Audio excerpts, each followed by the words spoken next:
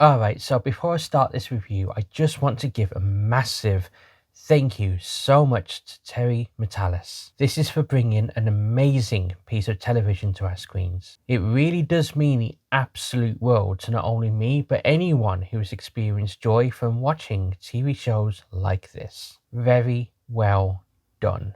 So let's get on with it, shall we? So before the episode starts, there's an opening graphic where we usually see the ship that's in the series we're watching on screen. I love that it's now the Enterprise D for this last episode, and the Starfleet logo turns to Borg.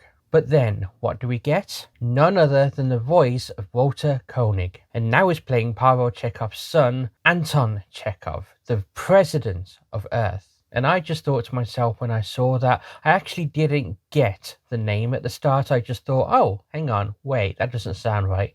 Isn't it supposed to be Pavel Chekhov? Didn't they get that wrong? And then I thought, hang on, yes, Anton Yelchin. I just thought that was actually a really nice little nod to him. Well done, Terry, and the writers. So anyway, Anton Chekhov is warning everyone not to approach Earth because of all the Borg that's around. I'm sorry, just one more little point about this. Let me tell you, I don't know how they got so many cameos under the radar. It's just amazing. And the thing is, it's not just reference for reference sake. They actually do a great job of it, and it actually moves the story forward. And there's a point to these cameos. They didn't just have Ro Laren just to have Ro Laren on. It added to the story. They used Tuvok earlier on in the series just to show how bad the crisis actually is, that you can't really trust anyone. I can't really say much about Shelby, but she gives a good speech. But anyway, moving on. So just before we get to the first Bridge of the Enterprise scene of the episode, we got something that it actually took me just half a second to think, hang on, what's just happened there? So I just kind of rewound a bit and played it again. And yeah, it's the opening scene to the starting credits of a Star Trek The Next Generation episode. It's that comet that you get. And I just thought, well, that's just brilliant. And now we kind of get to my first, how shall I say, gripe of the episode. You kind of get this in other shows as well, and it's something it's not necessarily bad, but it's just kind of annoying, because if you're here to the last episode of the series, you kind of know what's going on, and if you're a fan of the show, you know what everything means, and you know the stakes, and you just get it. And I felt the dialogue here, it could quite easily be cut out. So we get a set of dialogue that informs the viewer of the stakes, which we and the crew already knew, and we get Picard explaining what's happening and what the Borg are about, which again, we and the crew already know. I found that dialogue just to be a bit repetitive, and it serves no purpose, and you just feel, come on, let's just get on with it, shall we? And the way they was talking about it's just not the way people speak. I just found, let's just say, if they had to cut a load of stuff out the episode, that should have been one of the things. Not a big deal, I just found it annoying, that's all. That said, the one thing I did love about this scene, which we also got at the last episode, is we actually got Picard.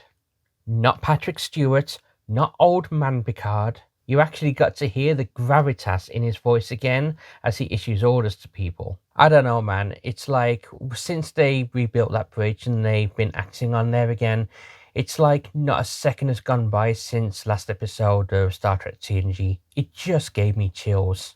So good. So anyway, they drop out to warp and they find the Borg ship in the gases of Jupiter. So it's not up Uranus, I see. Sorry, was that joke too easy? So now there's a moment where Picard says it's been about 35 years since this all started, and now he's got to finish it. They've got to sever that transmission no matter the cost. And then everyone kind of gives that look, knowing that this means it's a one-way trip. And we now get the big shot of the Borg ship. And I gotta say, with all those spikes for transmitters, that Borg ship looks badass. It actually kind of reminds me of that Romulan ship, the one with the holographic skins, the one they had in Enterprise. Anyway, so now we get the opening credits. The Last Generation. Even that gave me chills. So the fleet is attacking Space Dock and things are looking a bit bleak. On board the Titan, Seven and the others are fighting back to get the bridge. When they actually get to the bridge, there's, I believe, a really nice callback to Star Trek Insurrection, transport tagging. So every time Seven shoots someone, they're beamed back to the transporter room and they're sealed in there. This is great because they're not just killing children, they're actually preserving them and just making sure that they're safe until the crisis is over. See, the adults really do know best. Anyway, I digress. So the bridge is now secure. So as everyone takes their stations, there's a, I'm gonna say, supposedly funny moment here. This is when Seven needs the ship's cook. Hang on, I've got to take a moment here. Why, oh why, do starships in the 25th century have cooks on their ships? They got replicators, and if the replicators go down, they got rations. Just doesn't really make sense. The only thing I gotta put to it is because it's a neo-constitutional ship, maybe space is at a premium or something or other, but it just felt no. So the cook was making up all these excuses why he can't fly, that he only just started the course, didn't finish it, etc, etc. And Seven just had to stop him and just say, look, we need a pilot, which you would do. But to be honest with you, you got Raffi. You don't need her sitting there right next to you. She could have quite easily took the helm or issue orders from the helm himself. And just make sure that the cook, who doesn't really have that much experience, and you need people who know how to do their jobs in this situation, just tell him, I don't know, wait in the ready room or something. Just take cover. Though I suppose desperate situations and all that. That scene didn't really land for me, but there you go. But anyway, back on the Enterprise, we get some hate speech from Data. Naughty, naughty, you're gonna get cancelled. Ugh, I really do hate the world we live in today. Anyway, Data is saying that how much he really hates the Borg. But I feel part of the programming there, that's a little bit of lore coming through. So as the crew ponder what's going on with Jack, the Borg start to relax their defences, and Picard determines it's that they're actually inviting him in. So he determines that, so because they know that Jack is being used as the transmitter, they need to sever the connection. Geordi has told Picard that the Borg have scrambled their sensors and someone needs to beam over. But despite this, they do a search for Jack anyway, and there's nothing but confusion on the view screen. Till of course Beverly, clears it all up because she can. That said, she is one of the best, so I don't really have too many gripes about that. So at this point, Picard decides to board the Borg ship. And this, people, gives the best line from Worf ever. I think it might even beat I am not a merry man. In fact, this line is so good that I'm going to risk copyright to play it. You're not going alone. And I will make it a threesome. Do you even hear yourself? Fucking brilliant. So once it's decided who's going and who's staying, Geordi takes the con, who is here for season 1 of TNG anyone, and Riker and Deanna share a goodbye stare. Picard takes one look at his old ship and states it's been an honour serving with everyone, as you do. On the Borg ship, and yes, we get another amazing shot of it, Picard, Riker and Worf search for Jack. But to the surprise, they find mutilated dead drones. Worf uses his smartphone, tricorder, and he determines that they were cannibalized. But for what or whom? So as they press on, Beverly calls them and says that they're nearly at the place that they need to be. And so it's time for Picard to make his final goodbye to Riker and Worf. He says that he needs to stop being a captain now and he needs to be a father. Sorry, but that's just brilliant. And now they have to part ways. It was an emotional conversation. The thing is, I'm not going to get into the crux of the conversation. If you watched it, you know, and if you haven't watched it,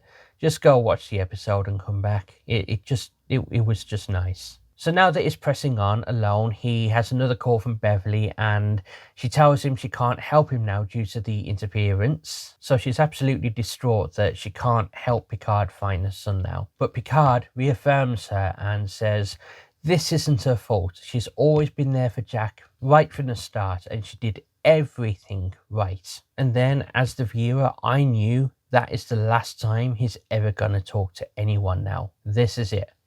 All that's left to do now is to go and save his son, no matter what it meant for him. When Picard finds Jack, he is fully assimilated into the entity known as Fox. So, pause here. I just want everyone to take a little bit of notice of this image that's on screen.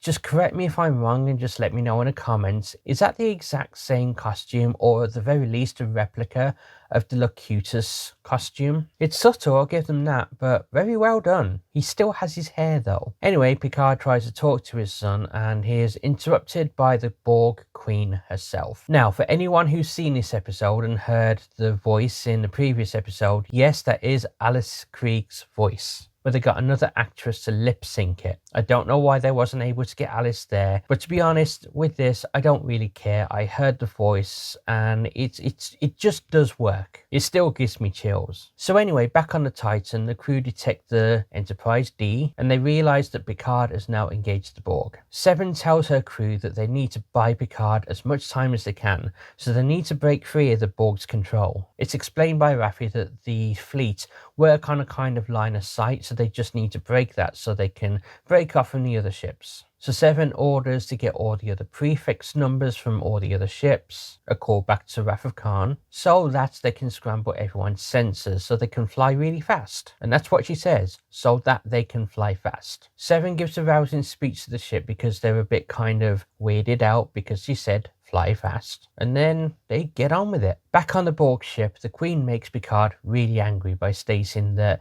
she's Jack's true mother, and Picard starts shooting at her. She starts telling the tale of how Janeway crippled her and she's got nothing left now. Anyway, Picard offers for her to take him instead of Jack, just like he did with Data in Star Trek First Contact. She turns him down and explains that the Borg won't assimilate anymore.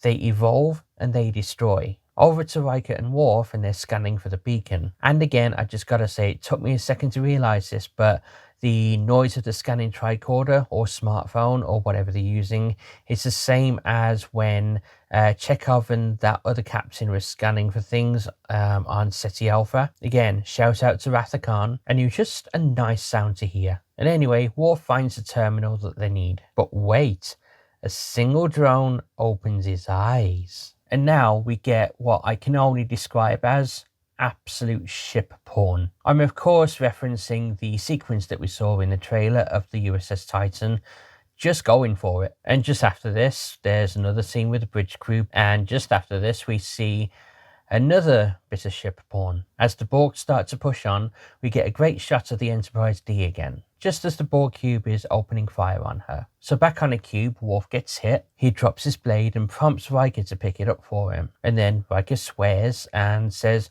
"How heavy is that?" He pulls a weapon out of it because, you know, Worf told him to. And then it comes back to the Enterprise D maneuvering around the Borg cube. And Geordi tells Beverly that the targeting lock didn't work. I feel this Geordi not having time to do stuff with the Enterprise D is a little bit of a callback to Star Trek Generations, where everything's going to arrive on Tuesday. But it works. It just works. So anyway, because of this, she has to fire manually. What follows is a badass volley of weapon fire. The crew don't believe what they're seeing and turn around to Beverly in shock. She explains to them that, yeah, a lot's happened in 20 years. Yes, I got a bit of a chuckle out of that. So anyway, back on the cube, Riker complains that Worf was hiding the phaser in his sword and didn't use it all this time. Again, another belter from Worf. I'm not going to play it, but basically, swords are fun. I'm just going to let you hang with that a little second. So they send the location of the beacon to the ship, but Data says there's bad news and that it's right at the center of the heart of the cube. They realize that it's impossible to get that deep till Data takes the helm and convinces the others to trust him. He can get them there. Once he convinces the crew, he goes back, starts putting buttons, and then he says, "Well, here goes nothing," which worries Deanna, to which he shouts, "Hang on." I fucking love Data. Never change. And then we get this. Sorry, can't play sound this time. I'm not going to push my luck.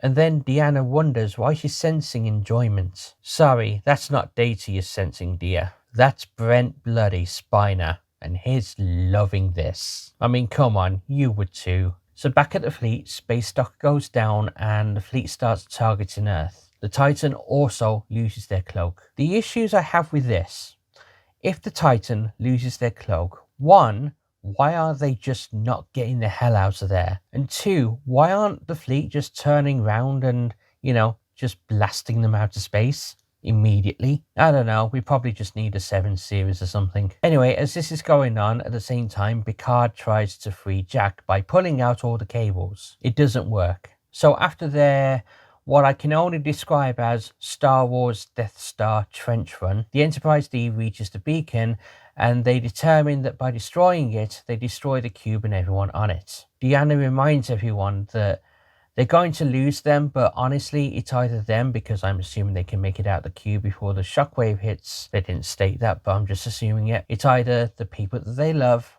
or the entire galaxy. They take a moment to pause to consider what's about to happen, and Riker heard everything. He disobeys an order from Geordi, and he says he has to stay with Picard. He says he has to stay with him. Picard has given him so much, and the least he can do is give him 1 more minute. So Worf, again brilliantly, says that for a second there he was afraid that they might actually survive this. I'm sorry, I know it's called Star Trek Picard, but we needed a lot more Worf in this series. He is so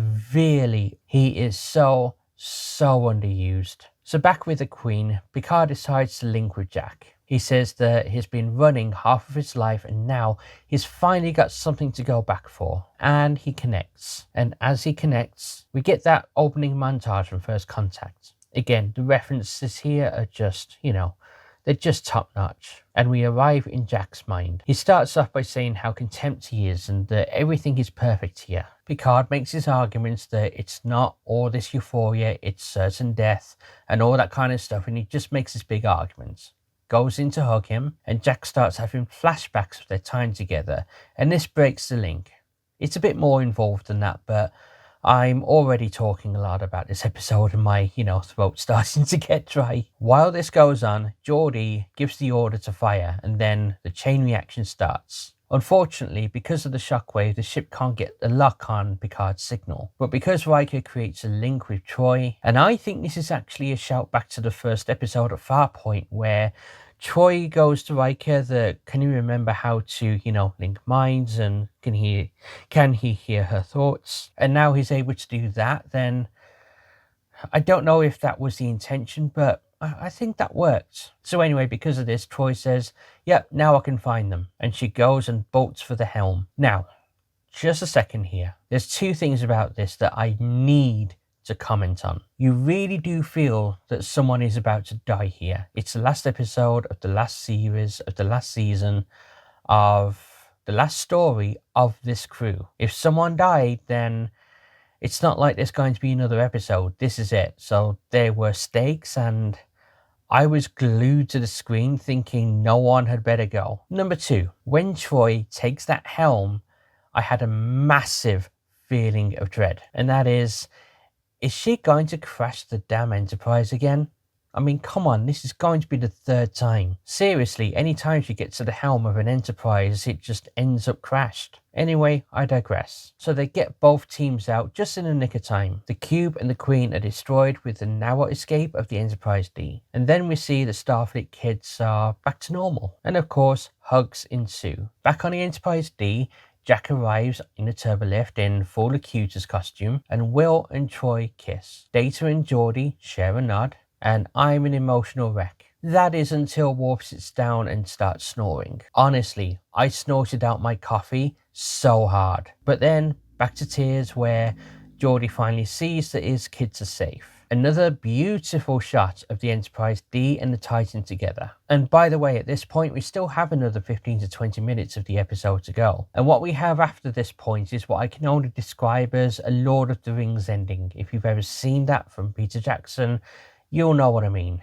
So after the Borg disaster, we hear that Beverly has been made Admiral, and she starts this thing to clear all the kids of the Borg infection. And to detect other stuff like changelings. And yes, Tuvok is back, the real one this time, not the changeling. And we get what I can only describe as a really heartfelt dialogue from Shaw, from the dead. Seven welled up, and I gotta say, I don't blame her. And basically, Tuvok makes her captain. We cut to Raffi, and she finds out that she can see her family again because, Worf put out a load of stuff, and that help reconnect them. Data is in therapy to the boredom of Troy. They went past the time again. And now it's 1 year later. Picard revisits the Enterprise D with Geordi and Riker. They have this bit of a talk and they shut the thing down. But even then, that's not the end. We find Jack pacing in the shuttlecraft and they're about to board the Titan.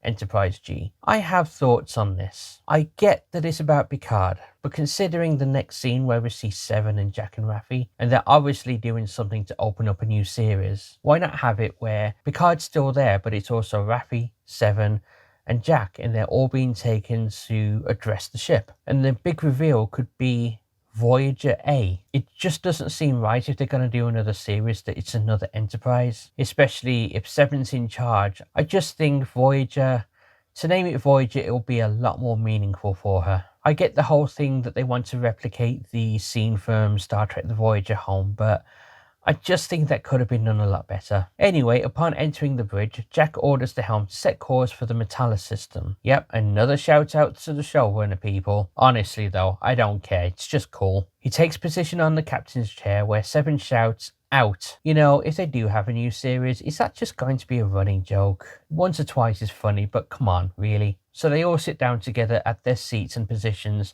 and Jack is wondering what he's doing on the ship, and basically Seven says, "You're special counselor to the captain." So now it's time to get underway, and everyone is waiting for Seven to give the order to get on the way. Raffi is asking her, what line are you going to be using? You know, like, make it so, engage, take us out. So the camera zooms on Seven, and just about she takes a breath to give the order, it cuts away. I know it's a bit of a trope, but to be honest, I would have wanted to hear the word. Honestly, if she would have said comply, I would have just lost it. So anyway, as I said, the scene cut from her. And oh, by the way, I hope to God, if there's any like deleted scenes or anything like that, or director's cut, I really want to see what she said. So anyway, it cuts away to the crew having a final drink in 10 Forward, the real 10 Forward. They're discussing their plans and are starting to make toasts. Data once again starts the "there was a woman from Venus" thing.